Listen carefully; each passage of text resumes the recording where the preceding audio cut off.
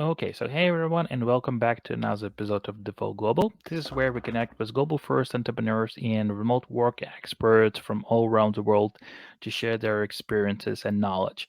Our guest today is Balazs Paroczay, founder and CEO at the Source CODE Agency. Thank you for joining us today. Well, thank you so much for inviting me. Sure. And before we start, could you maybe provide some to our audience with a brief overview of your career journey, maybe highlighting the key milestones that led you to become this sourcing leader, advisor, and even trainer in the tech industry? Right. Okay. So, I try to be quick, right? How Sure. much time do we have? Wait. Take your Um, time. so I started like 20 years ago, in Hungary at the time on the local market, being a local researcher. And I'm always saying that I'm one of those people who are lucky enough that I didn't have to progress into a recruiter role. So when I was a researcher, I was able to naturally progress into, like a leadership positions in research and in sourcing. And then, around 2000, what was that, 2013, around that time, we understood that sourcing has actually become mainstream. So I found myself doing sourcing leadership positions at, on the corporate side and also on agency side or recruitment process outsourcing side. And then I was growing my career, or my career was growing me till the moment when I was a global sourcing VP, vice president for one of the largest RPO companies on the globe. And at the end of that employment, I decided to open my own boutique consultancy. So since then, I'm helping companies to build and like to maximize their sourcing efficiency and sourcing capabilities.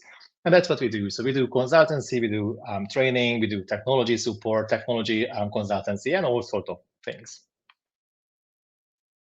And with over, like you said, over 20 years of experience in sourcing and talent acquisitions, yeah, you've become this global recognized leader in this field, right?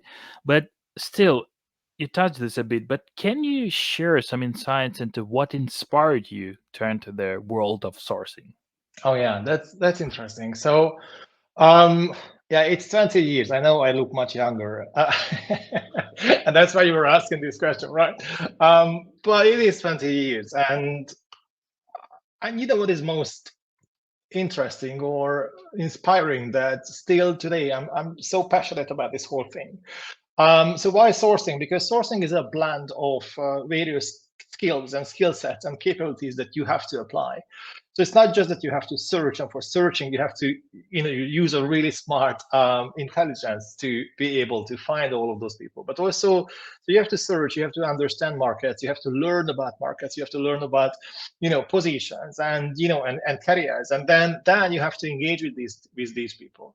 And I think I'm a hunter, and I like to, I like to hunt candidates. I like this, this first engagement act, when we reach out to someone and we try to hook them in, we try to like get them. So yeah, I mean the end-to-end sourcing process is still interesting. Now, on this level that I work today, is we really deal with strategies of companies. So we think about that, how a global company can really extend or enhance or evolve their like holistic talent sourcing platform or powerhouse. So what else can they do to bring in more qualified and and more skilled talent into their selection process? And that's sometimes direct sourcing. That's sometimes like this headhunting type of things, but sometimes advertisement, sometimes talent pooling, sometimes referrals, sometimes like what can we change in the process and the operations to just make it, to just run it more efficiently and more productively. So yeah, that's, I guess that's why I'm here. Sounds good. And I interviewed thousands of recruiters, thousands of sourcers, and but I'm curious to hear your opinion on that. So, in your opinion, what qualities make a person a good sourcer and recruiter? Well, that's a great question. Um, when it comes to the sourcer, when it comes to sourcing, right? So usually when you go to a conference, a sourcing conference, you will hear that search is passe, that's old school, that will be automated by AI, but engagement is the new sexy, which is partly true. But I probably would still say that the search part is crucial.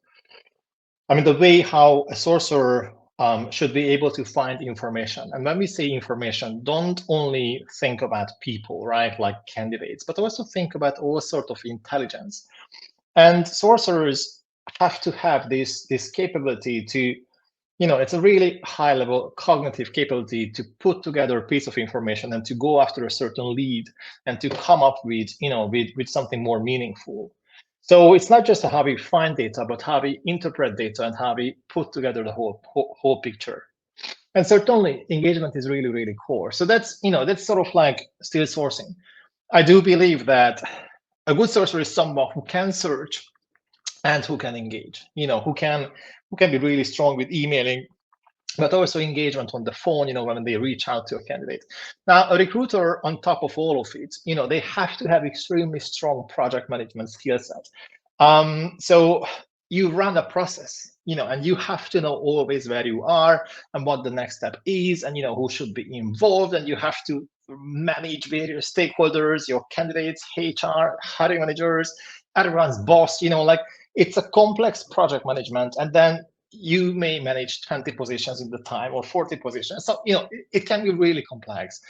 But also on top of this, you have to be an extremely good, client manager. So you have to be able to run it in a way that you try and please every stakeholder across the whole process. Now, that's not easy because, because if you think about recruitment, the challenge is from the recruiter perspective is that usually in every job, you can overperform yourself. In recruitment, it's difficult to overperform yourself because if you have one headcount, you will hire one person. I mean, you cannot hire 1.2 people.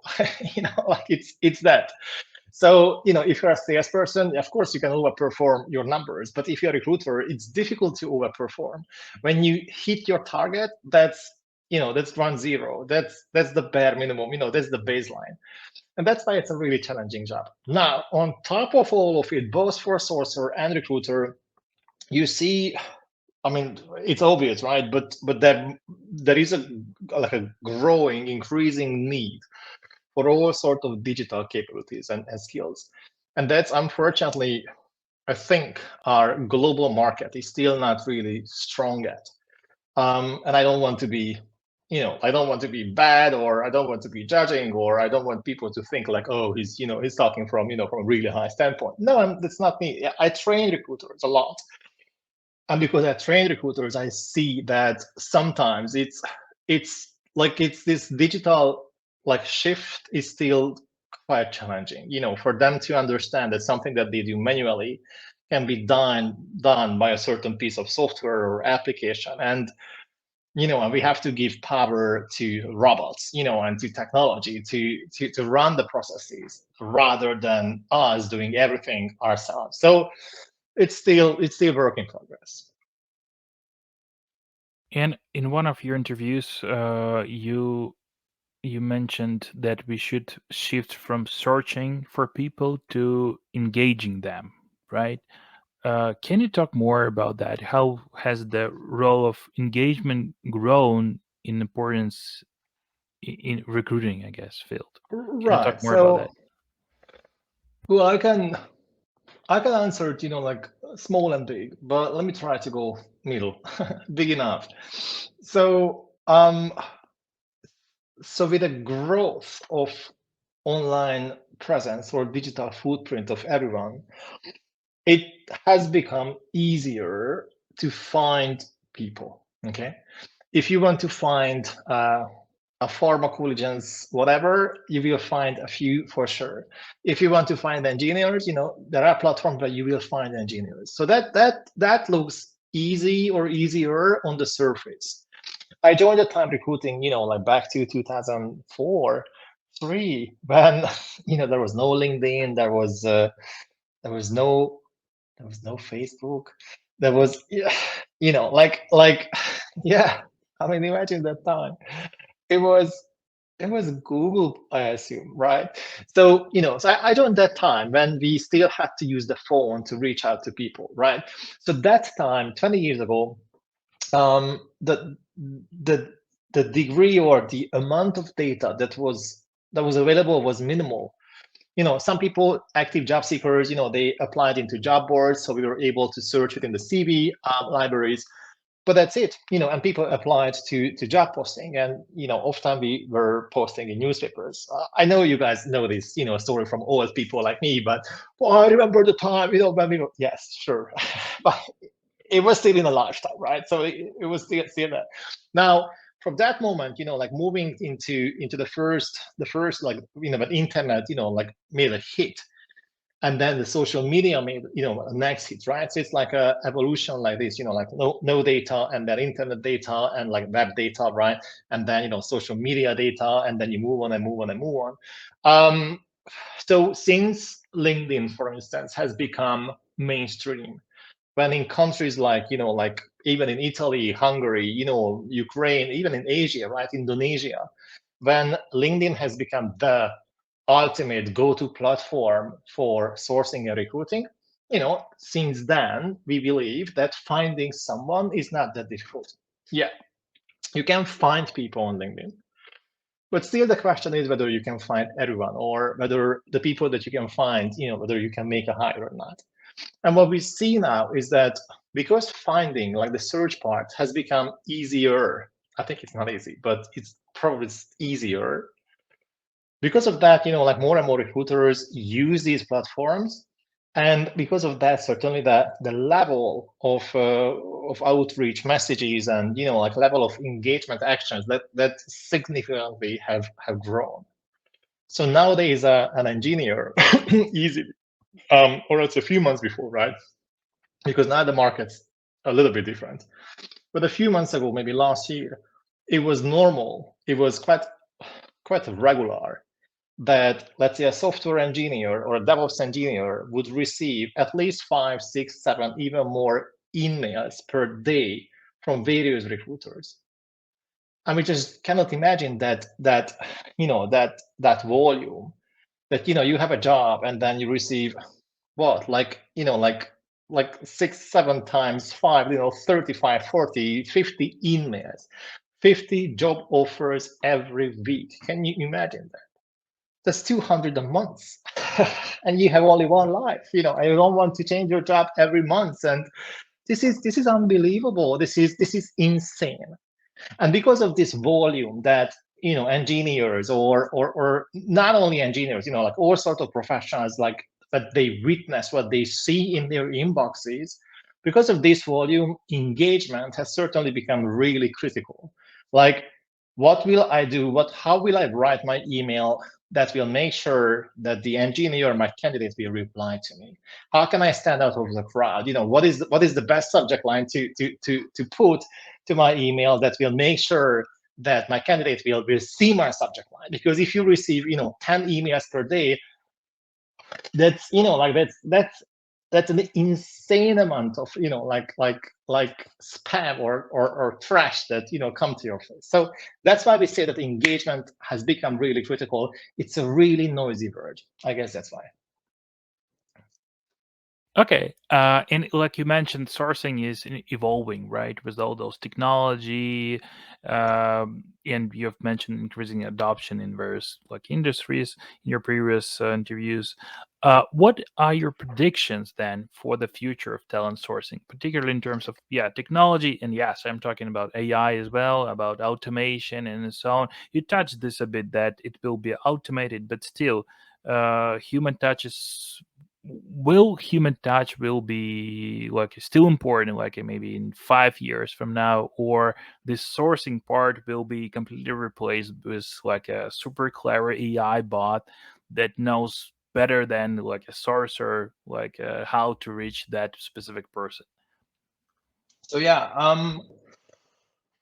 to be honest, it's really difficult to guess, what's coming. I mean, you remember, right, the beginning of this year when ChatGPT hit the market, and to be honest, I mean, prior to that, we were hearing about AI and even chatbots, right, a lot. But to be, if I can be, I'm going to be really honest. I was not prepared for something so developed and so intelligent than ChatGPT that time. I was like, oh wow, what's this? Like, look at this UFO, right? Like, oh, like, where did they hide it before?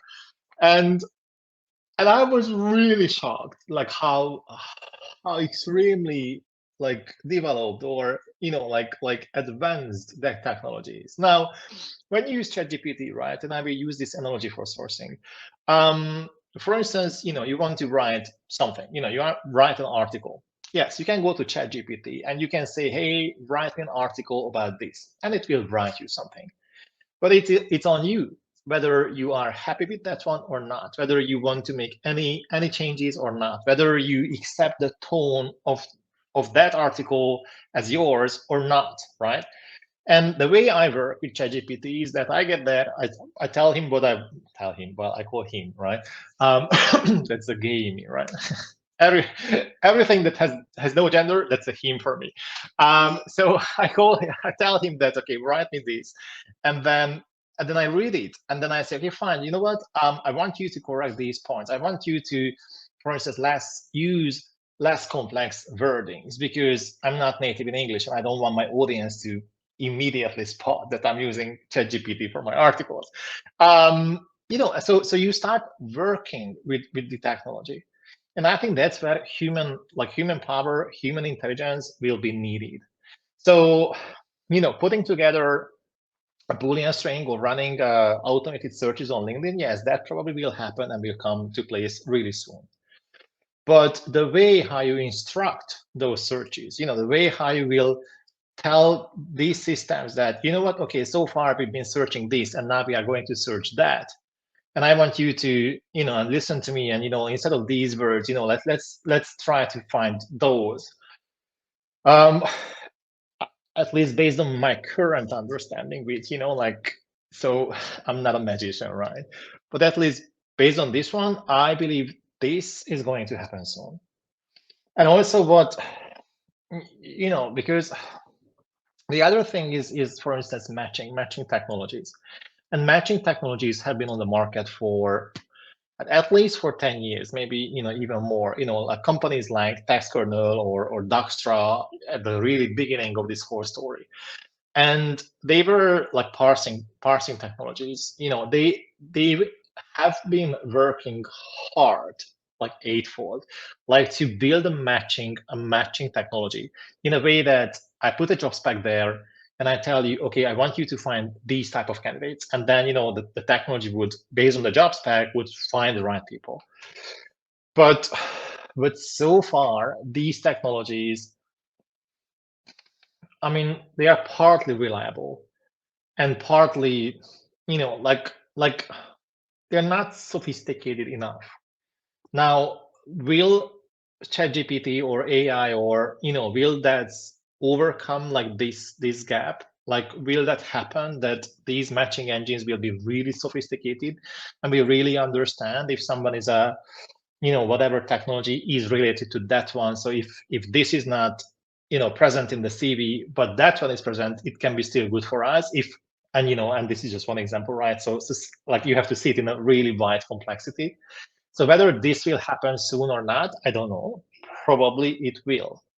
And in that case, like a degree of matching will certainly come into play. Now, whether we will blindly accept everything that the technology brings to us or not, that's the second question. If you if you fly to somewhere, if you are looking for a flight ticket, and if you search on Google, do you trust the very first result? Do you trust the Google ad? I mean, some people do, right? But do you, bit, right? Or you rather go through the results, and you want to make your own decision. You use these technologies to get some input, to get insights, to speed up the search process. But I think we are still needed, and hopefully this will stay there for a long time. Yeah, and I cannot agree more with you. Frankly speaking, at Gobi, we tried to replace initial sourcing with AI based on ChatGPT. We built our own system, matching system, scoring system, and guess what? We failed. We received tons of you know ridiculous results. Right. And but what we did, we basically didn't replace the first initial step of sourcing with ChatGPT, but we replaced the second step, meaning in terms of internal or external sourcing, we still use sourcers who are just adding those guys to our database. Um, Those guys that are really good, who really have good profiles, and we're taking into consideration all red flags that we have here. But the second step, like filtering the best of the best, that's where this right. scoring really works. Yeah. Really works. So Right. I agree with you. Once I think it was John Sumser, probably. So once I will never forget that one. Like he rarely posts anything on Facebook, but and that was a long time ago. And it was a single random post from him asking that, hey guys, just a random question. Like, so if I compare like today, 20 years ago in recruiting, like today we have all of these brilliant technologies. We have social media, we have LinkedIn, we have automation, we have parsing, matching, like, wow. So tell me how the hell the time to fill is still the same number. And that was That's true. the bottom line That's true. question. That's true. Why the hell he didn't use hell? That's me. Why the time to fill is still the same number? And and I think this is the only right question that we need to ask from ourselves. It's not a question whether AI will replace whatsoever. The question is that, like, will this make our life easier, or will this just modify the way we live? Hmm. Hmm. And I think it won't make our life easier.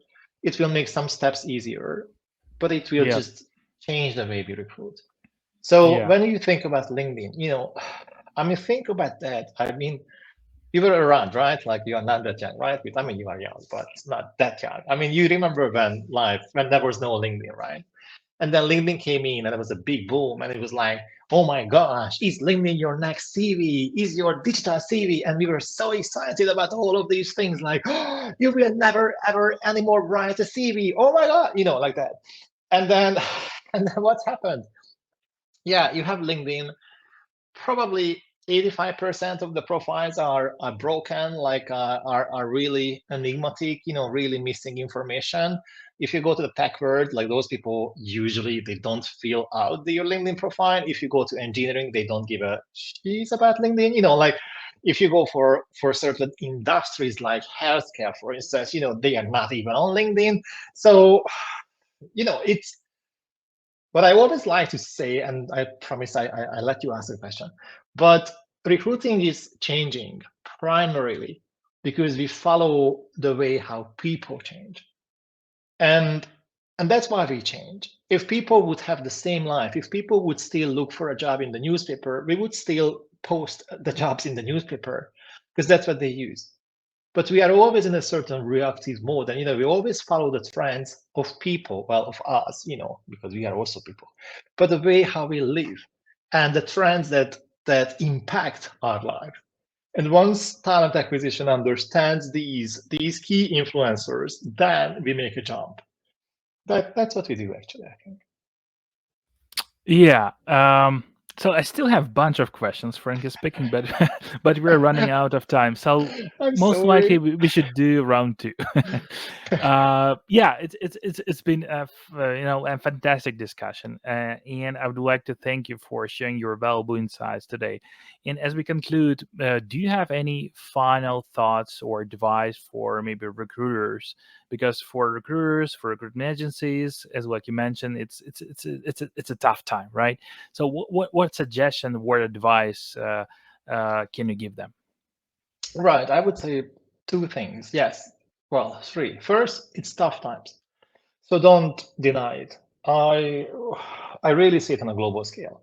We have clients everywhere, and it is a tough time. So when you see, like when you see recruiting agencies or RPO companies being massively impacted, you know that this will be a tough time.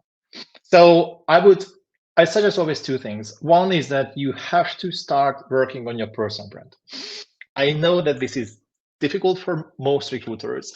I don't know why it's difficult, but they have to start working on their personal brand. They have to get used to the fact that they go to LinkedIn and they share a personal story. It's not that difficult, but they still struggle. Second is that you have to understand that technology will not go away. You may go away, you may be fired, you may be made redundant, but technology will not go away. So if your Chrome browser is still empty and you don't use any extension, well, then change it, because you will become like, I mean, when we were children, right? You and I, and we went to the government office, and we saw all of those old ladies in the government offices. We always said, "Oh, this old Marias, you're so old school." Now we are that old school when we are not following the trends. When I see a recruiter in the age of 40 and they are using Edge without any extension, I'm like, this is impossible. Like, how can you live like that? So these two, work on your personal brands, start doing that, and to get used to the digitalization and all of these toys and tools and technology. Thank you. Thank you for Well, sharing your thank you. insights. That was quick and fun. Yeah. So we wish you and your company all the best in your journey. And I really hope that there will be a round two, because for some reason I prepared all those questions. Okay, we'll see. Yeah. I'm here. I'm happy to do a round two. Thank you so See much, you. Ruth.